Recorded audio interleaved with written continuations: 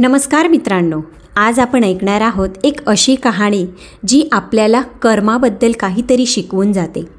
कर्म नेमके काय असते तर एकदा बौद्धांना त्यांच्या शिष्यांनी विचारले की कर्म नेमकं काय. तेव्हा बौद्धांनी उत्तर दिले, मी तुम्हाला एक गोष्ट सांगतो, त्यातून तुम्हाला सर्व काही कळेल.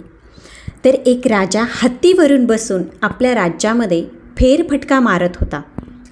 अचानकपणे तो एका दुकानासमोर थांबला आणि आपल्या मंत्र्याला म्हणाला, का कोण जाणे, पण मला या दुकानाच्या मालकाला फाशी द्यावीशी वाटते. हे ऐकून मंत्र्याला खूप वाईट वाटले, परंतु त्याचे कारण राजाला विचारणार तोपर्यंत राजा पुढे निघून गेला होता. दुसऱ्याच दिवशी मंत्री अगदी साध्या वेशेत दुकानदाराला भेटायला त्याच्या दुकानावर पोहोचला. त्याने सहजच त्या दुकानदाराला विचारले, त्याचा व्यवसाय कसा चालू आहे, दिवसातून तो किती कमवून घेतो. तेव्हा तो दुकानदार एक चंदनाचा विक्रेता होता, चंदन लाकडाचा. तो खूप दुःखी होता. तो म्हणाला की ग्राहक मिळवणं अवघड झालं आहे. लोक माझ्या दुकानात येतात, चंदनाचा वास घेऊन निघून जातात. ते चंदनाच्या गुणवत्तेची प्रशंसाही करतात, पण ते विकत न घेताच निघून जातात.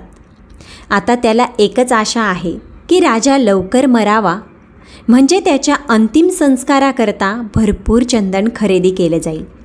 तो त्या भागातील एकमेव चंदन विक्रेता होता. त्यामुळे त्याला खात्री होती की राजा मेल्यानंतर त्याचे दिवस नक्कीच बदलतील.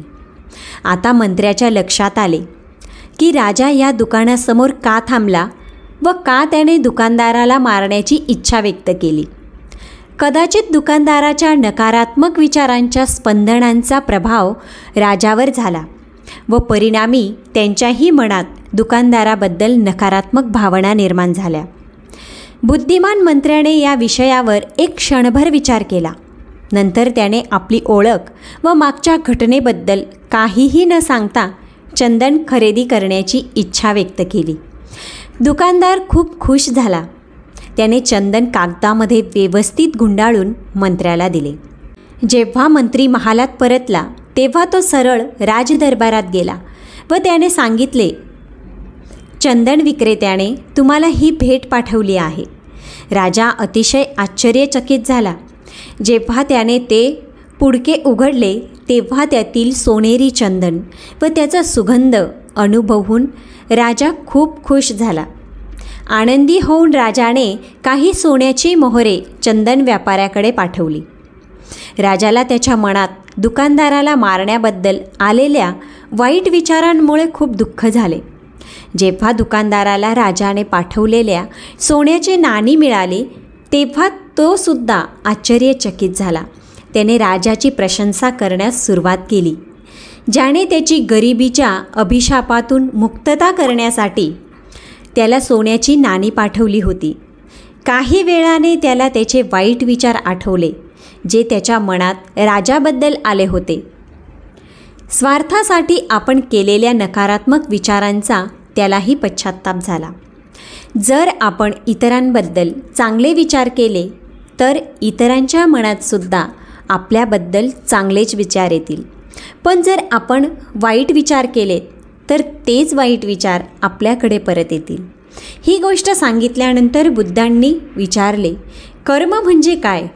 बऱ्याच शिष्यांनी उत्तर दिले, आपली वाणी, आपल्या भावना, आपले वर्तन हेच आपले कर्म आहेत आणि तेच आपले कर्म घडवतात. बुद्धांनी नाही म्हणत मान हलविली व म्हणाले, तुमचे विचार तुमचे कर्म घडवतात.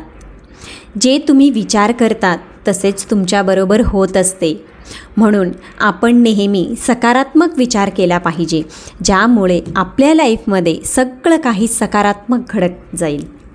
मित्रांनो, कहाणी आवडली असेल तर लाईक आणि सबस्क्राईब अवश्य करा. तसेच बेलायकनसुद्धा प्रेस करा आणि कॉमेंटमध्ये ओम नमः शिवाय लिहायला अजिबात विसरू नका.